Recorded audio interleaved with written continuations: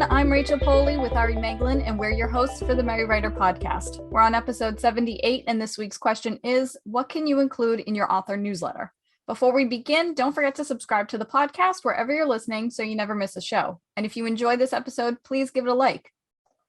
So an author newsletter is just what it sounds like. It's an email list for your readers to join. Why should you have one? It provides a community for readers, and you can engage them in more ways than one.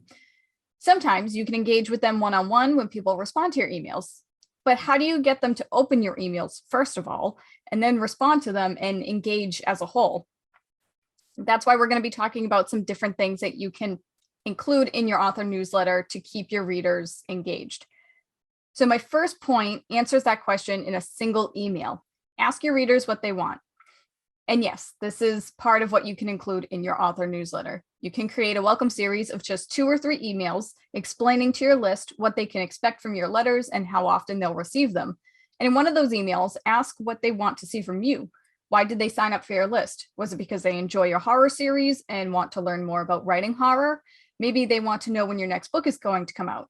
Regardless, asking them is a surefire way to help you get ideas for your author newsletter.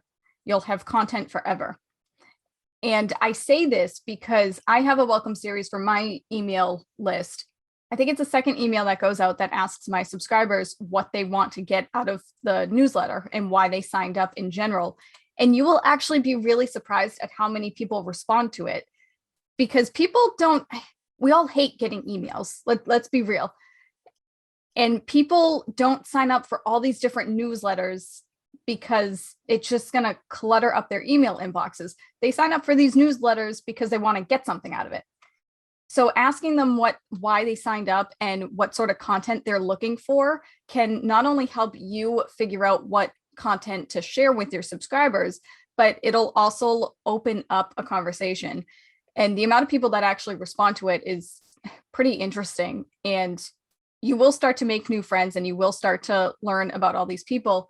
And for me personally, one of the things that I learned about my newsletter is a lot of people want to learn more about writing in general. It's not necessarily that they're following me because they enjoy my writing, but they enjoy my blog, and they want to learn more about creative writing and how to write a book and, all of that. But also mental health, because I talk about mental health a lot. And I have had so many people respond saying that they have certain mental health issues and they want to learn more about that, and they want to find a community of other people like them. So it really just opens up this conversation and just opens up this whole community. And it starts small because you're emailing them one-on-one, but then eventually you can open it up in your actual emails and just build upon that with a whole group of people. I always found it interesting when I first heard about, you should have an author newsletter. Because the first thing I thought was, God, I hate receiving email. So why would anyone want to sign up and find out what I have to say? Because surely they're just like me and not wanting email. And yet at the same time, I actually signed up to other people's newsletters and I get emails from that. So obviously we still do that sort of thing. And as you said, in the end, it's like a one-on-one connection. It's like people are willing to let you into their inbox. So I think most people are a little bit discerning about who they give their email address to, so as a little side note, you need to have a website. You need to show people what sort of stuff you do so that they can get on, and they will want to get on your newsletter subscription. If you're just like, hey, follow me on my newsletter, it's like, why? What are you doing? I don't know anything about you. So definitely have a website. I know we talk about it all the time, but it's always worth repeating. And so my point is it's really good for connections, and that's what you can add to it. Social media can be quite useful for writers, but let's be honest, in 240 characters, there's only so much you can share. Since most tweets only last 18 minutes, if you're anything like me, you can't be bothered clicking that read more on the Facebook post. It's just me, I just can't be bothered, especially if you click it and then it opens up a mountain of text and I'm just like, skip. So what you can do is you can give your subscribers real glimpses of you, the author, you, the person. We've said it before. We'll always say it again. We love repeating ourselves. You, the writer, are the brand, and people want to know about you. People want to know what's going on in your life. You know, not everything, but share some highs and lows of the writing journey. What hurdles have you overcome? As with everything, make sure you're authentic, be genuine. And obviously it is online, so you never, ever want to overshare. So always think about that. But yeah, let people into your life a little bit. And a newsletter is really good for that, because it's not like on social media where it can be seen by anyone and everyone. You know, your newsletter group is a very specific group of people who really, really are interested in you and your work, or, you know, your content in general, and are willing to give up an email address to find out more. So yeah, put a bit more about you in there. Again, it's a connection, because as Rachel said, because she writes about like mental health, and it's connected with people who've come over and said, like, I suffer from certain conditions, and I really want to connect with this sort of thing, and I love reading about it and knowing that I'm not alone, things like that. When you do that, when you put things about your life in your newsletter, you're going to be resonating with some people out there. Other people are going to be like, oh wow, I am going through that, I totally understand that. And it's lovely to get those emails from people directly coming back to you saying, oh my gosh, I'm exactly in the same place that you are. Thank you for talking about this. And it can be anything. It could be about mental health. It could be about something tragic, like obviously like a death in the family or an illness. It could be something about a hurdle in writing, like going through writer's block for the billionth time. People will resonate and people will want to talk about it, and you will have that wonderful connection. No, that's well said. Overall, an email list is basically like social media, or it's like a blog post in a way, because you can share. I mean, you talked about how Twitter is very limiting with the characters and it doesn't have a long shelf life. And Facebook is Facebook. And Instagram, I don't know about any of you guys, but I almost never read the descriptions or the captions of an Instagram post. I just look at the picture and I'm like, oh, that's pretty. I like it. And I move on. And so there's really no way that you can get your information out there through social media unless you have like some diehard fans that like want to know absolutely everything about your writing career. But at least in this way, when you send out an email, you're almost guaranteed that they will see it. They don't have to open the email. That's a whole nother story. But it's in their inbox and it's right in their face. And whether they choose to open it or they just mark it as read or straight up delete it, that's their choice. But it's in their face regardless. And as Ari said, it is real connections, because people want to relate to you. They want to relate to other people through the internet. So one other thing that you can include in your newsletter are life happenings. As Ari explained, everybody has something in common, and we can all relate to, you know, other things that are going on in our lives, such as mental health issues or a death in the family, or just some stupid thing that happened with your book, like a data loss, for example, if you just like lost your entire manuscript, which we've said this in another episode, like many, many months ago. Back up your stuff. You're welcome. But also the other thing is too, like, we're all human, and it's great to just see that it's like those magazines where they post pictures of celebrities and they're like, oh, this celebrity went grocery shopping. They're just like us. They need food too. Wow, who knew? And I feel like that's kind of the same thing with writers, or just seeing or meeting people. Well, no, not like seeing or meeting people, but communicating with people through social media. They're a real life person, but we don't know them personally. So it's kind of hard to relate to them on a certain level. So seriously, when you're writing your email newsletter, talk about different life happenings, depending on what you want to share. Again, as Ari said, it is the internet. You don't want to overshare, but seriously, people love animals. If you have a dog, a cat, or any other type of animal, share pictures. People love that. That's all. Sometimes that's all you need. Just send an email and be like, here's my kitty. And people will respond and be like, oh my God, that's so cute. I have a cat too. And then there you go. Another conversation is opened. Exactly. Honestly, I will follow anyone's newsletter if they put animals in it. That's it. It's just one of those things. It's like, oh, look, this is also their pet rats, you know. And obviously, I appreciate that some people, like, you know, maybe you have a pet snake, and some people might not like snakes because there's certain species like snakes, rats, tarantulas. There's always someone who's probably not going to like that.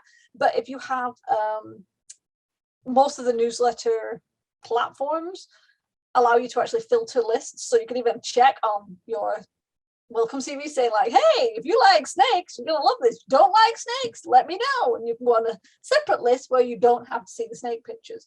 Or if you're a weirdo, you don't have to see the dog or cat pictures. I mean, seriously, what's wrong with you people? So Way to call people out. I know, right? Yeah, seriously, I'd like to call people out for not liking snakes, but you know, I have to stop somewhere. I have no idea where I'm going with this. But yeah, oh God, seriously, love animal pictures. And some, you know, I think most of the ones I follow have like, you know, the dog updates or the cat updates, or like, no, I got a new kitten, and it's like, that's why I'm here. Great content, animal content, always a winner. So definitely. My next point is you can add in things like contests and giveaways. One of the things about newsletters is you have to remember is people have, and I know I keep going on about this, people have given you their email address. And personally, I believe you should reward that with exclusive content. I'm not saying everything has to be exclusive, but there should be something in the newsletter that other people don't get. You know, people who follow your social media don't get. It's this kind of like, oh, join my newsletter and you might get extra stuff that nobody else gets. And one of those things that you can do can be contests and giveaways that are just open to your newsletter people, right? So remember, these people are super interested in you or your work or your content, so reward them. You know, they make it. I feel like I'm just reading this out. I've already said that. Make it worth their while. So I'm not saying obviously run a contest every week or every month. You don't have to do that, but every few months or every year, throw up a contest. It doesn't have to be something big. If you have a book published, you could offer a free copy. You could offer a signed copy. You could offer some swag. You could just get yourself some, you know, cute little gifts to send out. Anything. Just something as a little way to support the people who are supporting you with their awesomeness by letting you into their inbox. Honestly, we hate email. So the fact that anyone says, yes, we want to hear from you in our inbox is amazing. So do a contest, do a giveaway, make it so that they know that they can get something back. And it's not just, you know, fun things about yourself. I mean, bouncing off of the contests and the giveaways, obviously we're writers. It's an author newsletter. So chances are you're probably going to toss in some writing tips and advice, because you know, a lot of the people who sign up for your newsletter, they may be writers themselves, and they're like, hey, if this person could publish a book, I can too, and I want to learn from them. And for the pure readers of your work, you can share book news with them and exclusive behind the scenes content. And when I say exclusive behind the scenes content, I mean like any deleted chapters, or you can write extra scenes. You can, I mean, there's all sorts of different things. And Kazari mentioned that the newsletter should have like exclusive stuff, or they should at least have first dibs on certain news. For example, the cover reveal. A lot of authors reveal their cover to the next book to their email list, probably like a week or so before they publish it on their blog or their social media for the rest of the world to see. Put content on your website or blog, and then you can, but only have like half of the information. And then whatever your email list, you can add the full effect. Because it's almost like an incentive to get people to subscribe to your email list. And a lot of people do that. They'll put, you know, here are my top 5 writing advice.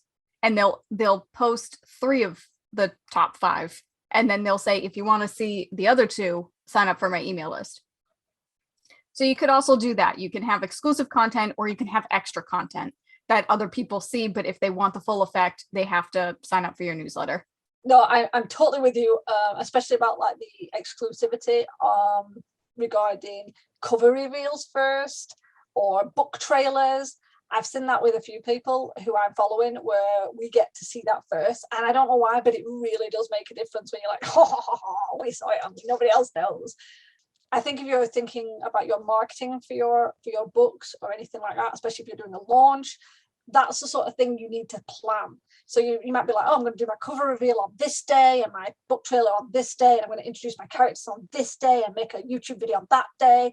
It's like, as well as that, once you've done that, you need then to go back to the calendar and go, right, when am I going to tell my newsletter people about that? Because they really should get that information first. That should be a kind of this is your reward for following me and reading my newsletter.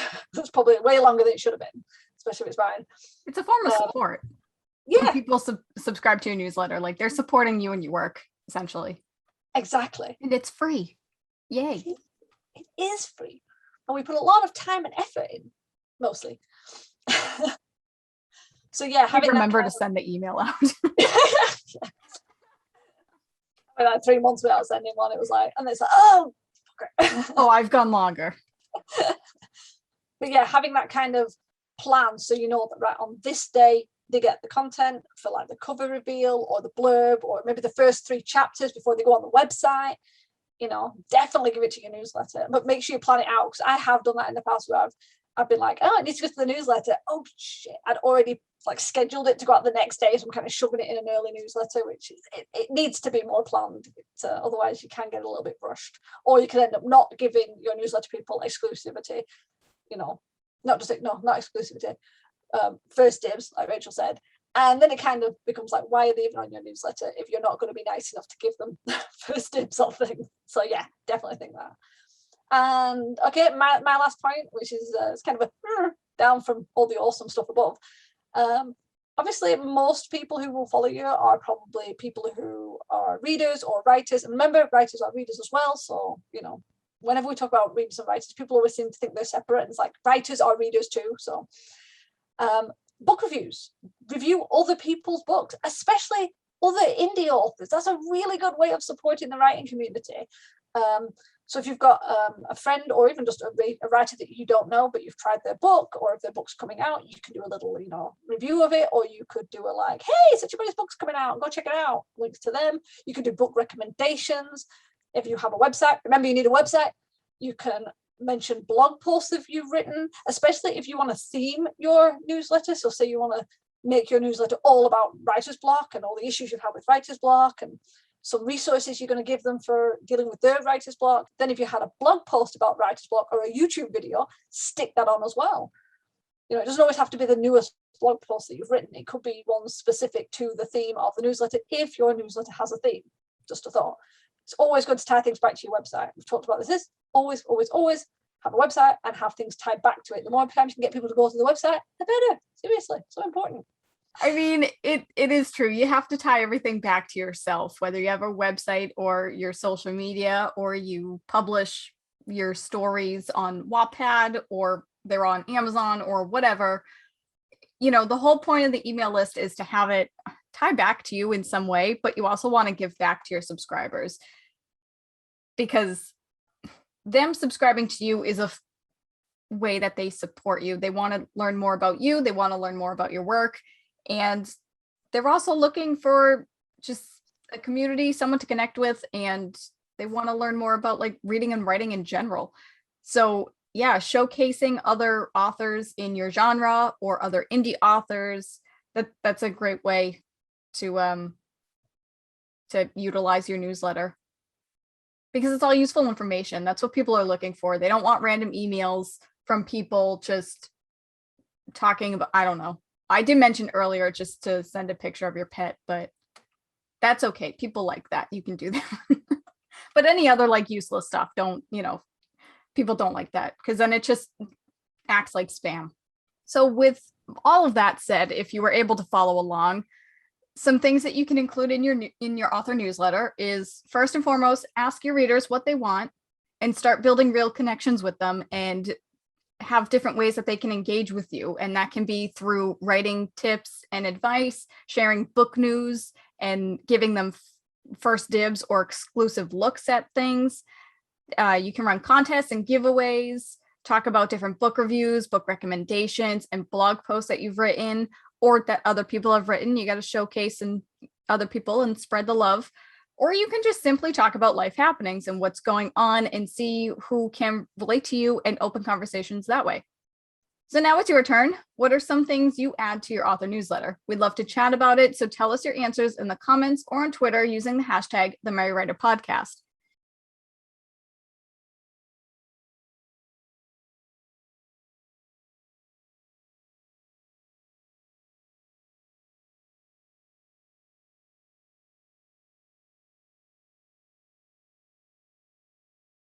And we hope you guys enjoyed this episode. And if you want to get some extra bonus content, you can check out our Patreon page at patreon.com/the Merry Writer Podcast.